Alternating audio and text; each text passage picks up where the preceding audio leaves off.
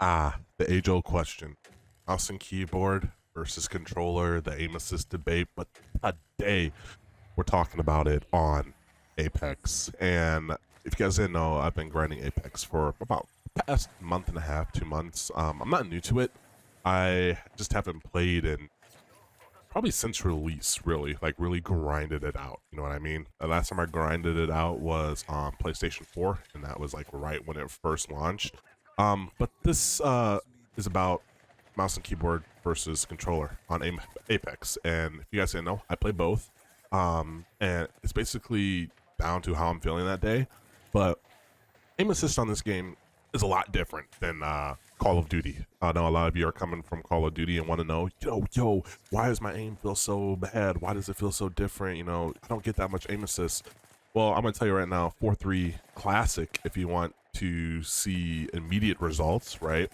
But when it comes to the controller and the aim assist and how it works in this game, it's a lot different than COD. You have slowdown, and I don't really notice like the rotational aim assist that much. It's definitely not as strong. And on console, the aim assist is I think at like a 0.6, and on PC it's like at a 0.4. And if you're playing on crossplay lobbies and you have a PC player, the console players are going to get 0.4 aim assist, so which is it's less than it is on console. Which I wish they did something like that on PC for Call of Duty. But when it comes to controller on this game, it's a little different. It's a little I don't want to say it's like broken, but it's definitely better in close range engagements. And the whole point of this battle royale is getting close. You push in. You get those knocks. You push in, right?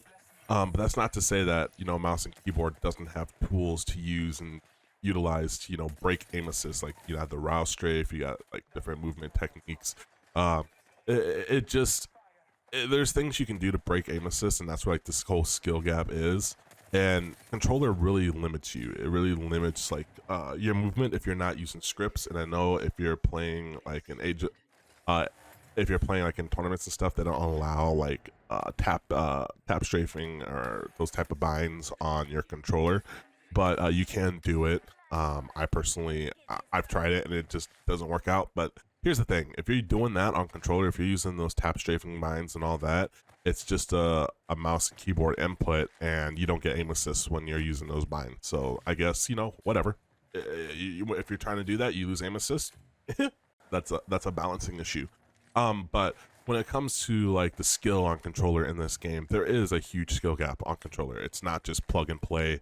It's not just I'm going to be instantly beaming people, because that's just not how it works. For me, myself personally, I play 4-3 linear, no dead zone.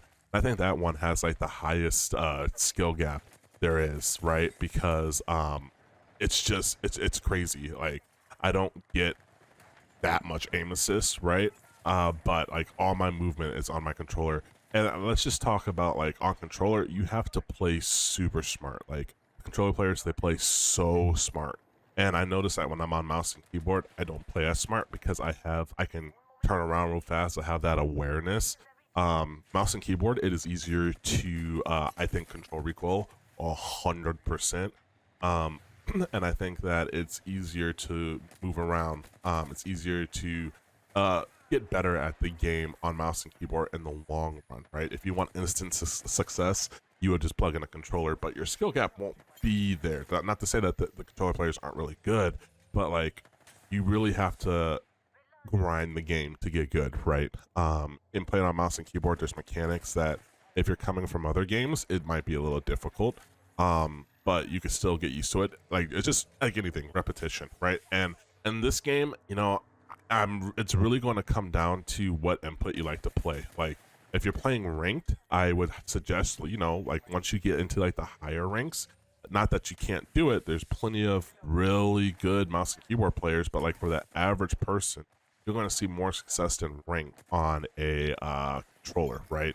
For the immediate results. But so starting out, like if you want to improve better, you would go and you would play at like, you would learn 4-3 linear. You wouldn't play on classic. Don't use ALC settings, by the way, unless you really know what you're doing. I don't use them. Most of the pros don't use them. But playing this game, it's just a skill gap, right? As you see the stick drift on my controller, because the zero dead zone.